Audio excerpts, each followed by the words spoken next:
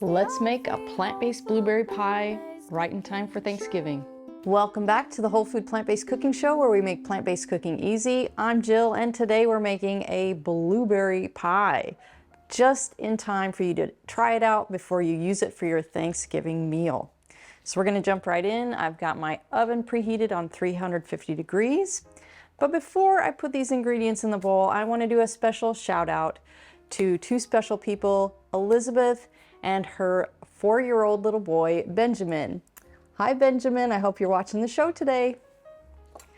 All right, so we're gonna get ready to do our crust. So you're gonna need a 9 or 9.5 inch pie plate. It doesn't have to be a glass one like this. It can be whatever kind of pie plate you have. I've got 2 cups of almond meal or almond flour, 1/4 of a cup of arrowroot powder. And if you don't have arrowroot powder, you could either use tapioca starch or even cornstarch.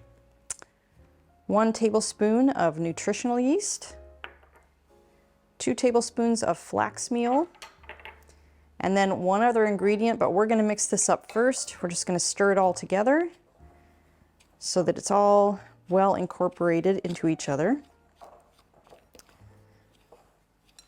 All right.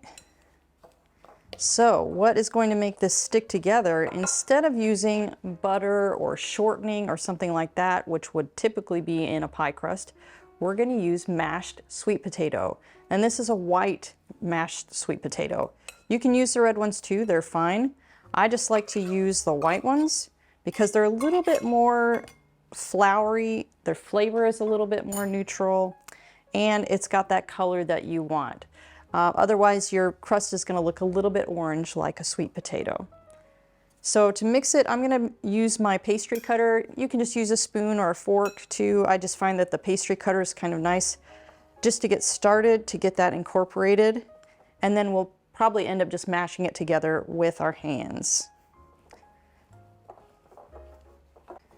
And if you are also using a orange sweet potato or a red sweet potato, the mixture is going to be a little bit more wet feeling, which is perfectly okay. It's just going to be a little bit stickier to get into your pie plate. Okay, now that it looks pretty well incorporated into each other, I'm just going to mash it together with my hands because you really need it to be in a ball that's going to stick together. And if your sweet potato is really dry, like it very possibly could be because the white sweet potato is a bit more dry, you could always add just like a teaspoon of water if it's not sticking together.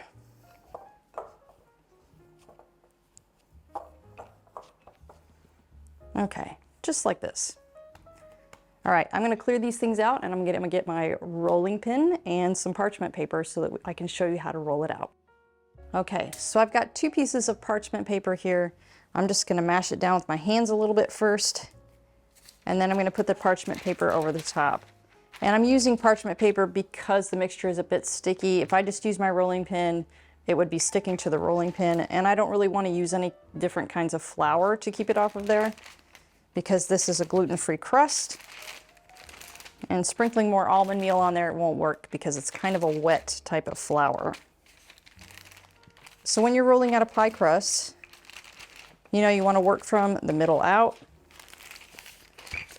And a tip I learned from one of our viewers too, if you have issues like I do of this parchment paper slipping around, they said to put just a little bit of water underneath on your counter or on your paper, and that'll help it from rolling around too much. There we go. Now that works better. So you're working from the center out, and you want to make it just a bit bigger than your pie crust because it's going to sink down into there and onto the sides. So you're going to need that extra dough to come up onto the sides.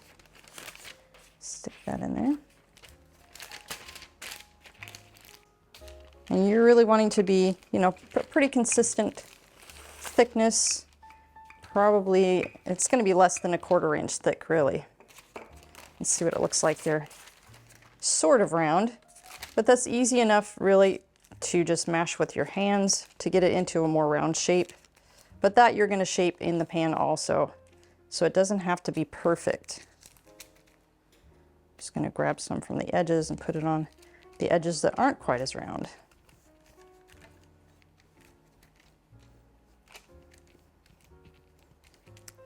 Okay, and the way I like to transfer it is that I like to turn this over like this on top.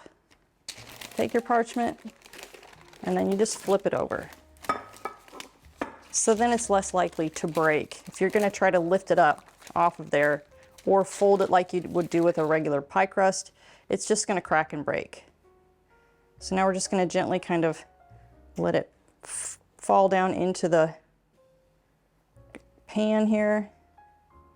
Make sure it gets into the corners, because when it bakes, it is gonna shrink down just slightly. Not like a regular flour crust. It's not gonna shrink down a ½ inch. It's not gonna do that much shrinking. And the next part is completely up to you how you want that edge to look. Get as fancy or as rustic as you want. I'm just gonna take a few minutes here to make a pretty little edge, and then I'll show you what I end up with.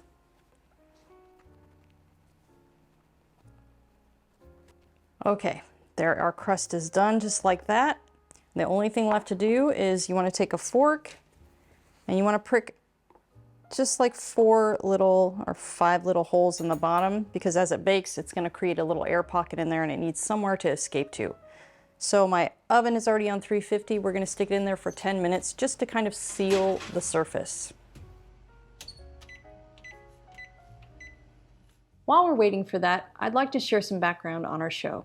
The Whole Food Plant-Based Cooking Show is crowd-funded, which means these free weekly recipe videos, along with our entire catalog of free printable recipes on our website, plantbasedcookingshow.com, and our Plant-Based Cooking Made Easy cookbook series, are all made possible in part by the generous patronage of our supporting membership community. So if you love our recipes, I invite you to join us on our mission to make plant-based cooking easy, and follow the link in the description to become a supporting member today.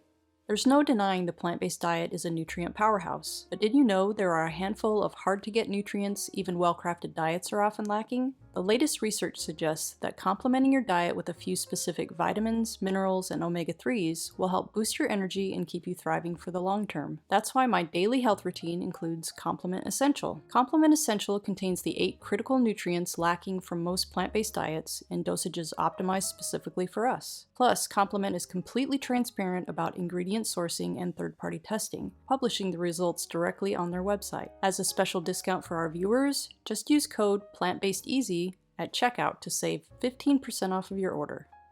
Okay, so while our crust is baking, we're gonna get onto this delicious filling with these beautiful blueberries, but we're gonna make the saucy stuff that's gonna go cook into the blueberries first.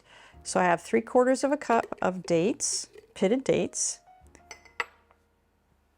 3 tablespoons of arrowroot flour, and the same thing there. If you don't have arrowroot flour, you can use cornstarch or tapioca starch. Tapioca starch, not as good. If you can use either of the other two, that would be much better.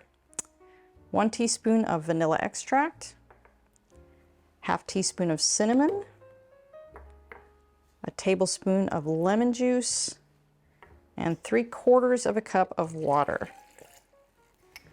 So we're just going to blend this until those dates are completely pulverized.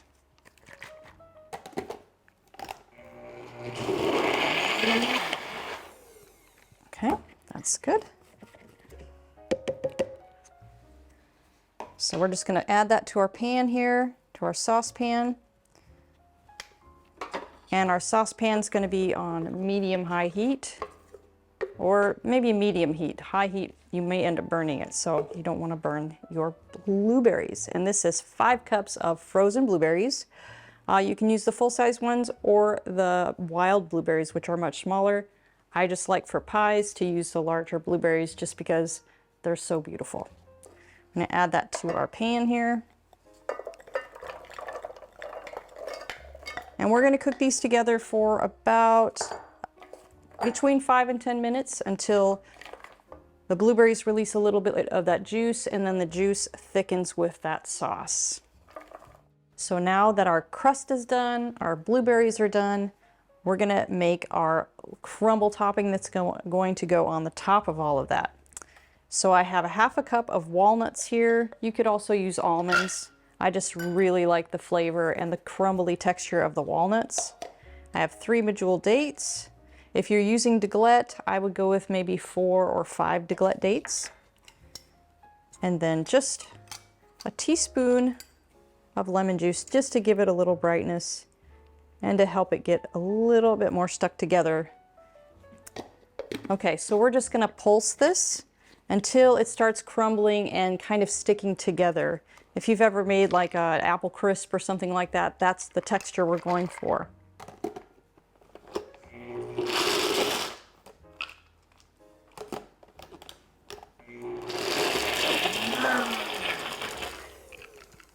Let's see what it looks like. All right, that is beautiful. See how that crumbly texture is like that, but it kind of sticks together. All right, but we got to put our blueberries in here first. So pour all of that into the mixture, into your pie plate. The crust.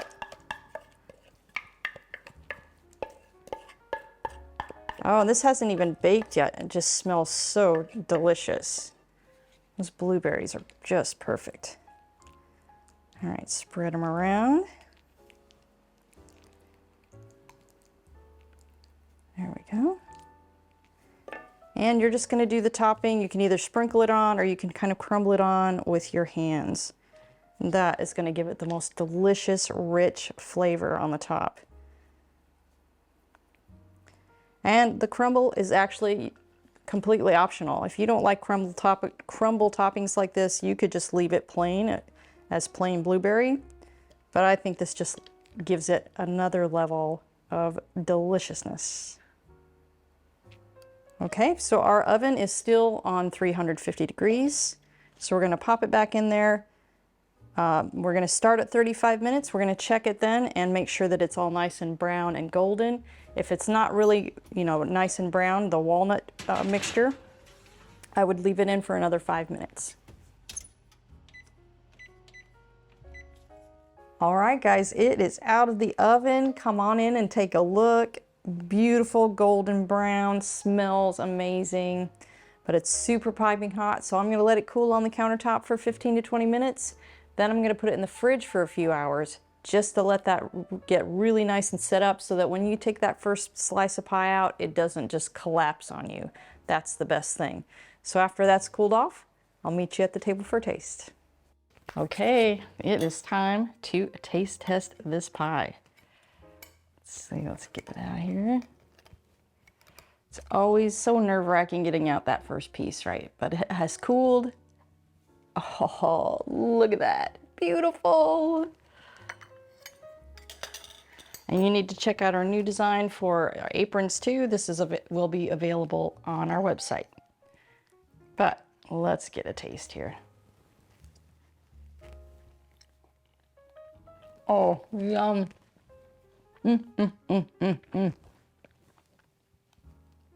You're gonna love it, and you have just enough time to try it before you make it for your Thanksgiving meal. Come on back next week for another great recipe.